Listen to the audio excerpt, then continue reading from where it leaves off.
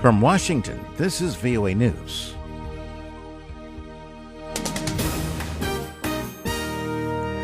I'm Tommy McNeil reporting. UN Secretary General Antonio Guterres says North Korea's decision to suspend nuclear and long-range missile tests and close its nuclear test site is a tribute to what the UN Security Council can accomplish. When the Security Council is united and adopts together important measures, they have an impact on the ground and they make things change.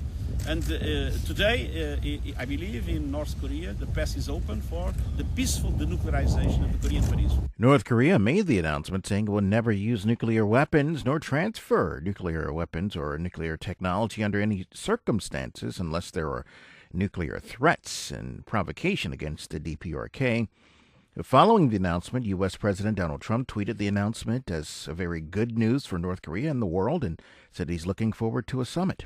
Acting Secretary of State John Sullivan says North Korea is an egregious human rights abuser, but says it's not alone. China continues to spread the worst features of its authoritarian system, including restrictions on activists, civil society, freedom of expression, and the use of arbitrary surveillance. The State Department report lists 4 nations, Russia, China, Iran, and North Korea, and also condemns the violence against Burma's Rohingya minority.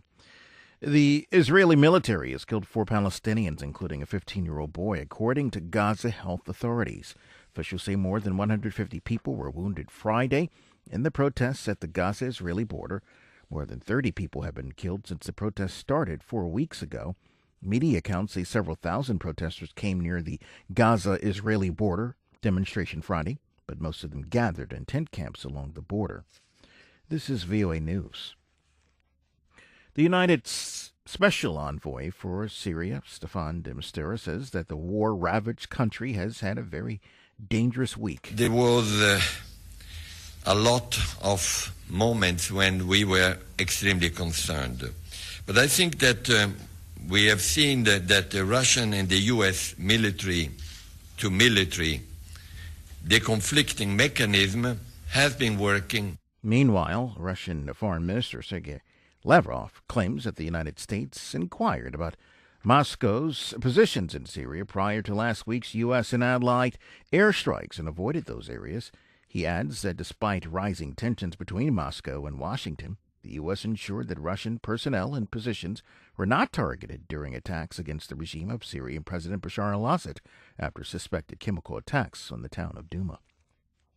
The Indian cabinet has approved the death penalty for a convicted rapist of children under the age of 12.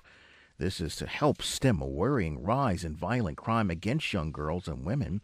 The emergency executive order was announced Saturday following a meeting called by the Prime Minister in the wake of nationwide outrage over the brutal gang rape and murder of an 8-year-old girl and other rape cases of minor girls.